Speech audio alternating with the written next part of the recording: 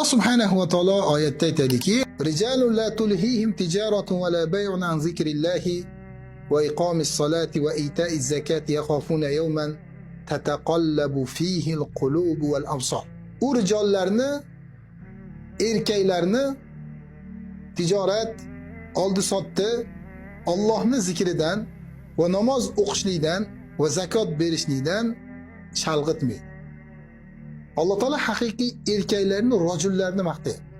Ya'ni Allohning zikri, Allohning shariatiga amal qilishlik, Allohni eslash, Allohning buyruqlariga amal qilish, rujulatini ushlash, erkakligini ushlash, mana shu narsadan ularni oldi sotdi, savdo, biznes, ishlab chiqarish, bu narsalar ularni to'smaydi.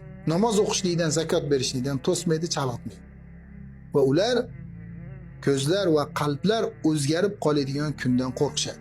Ya'ni qiyomat kunidan qo'rqishadi. U kunda ko'zlar, qalblar o'zgarib qoladi.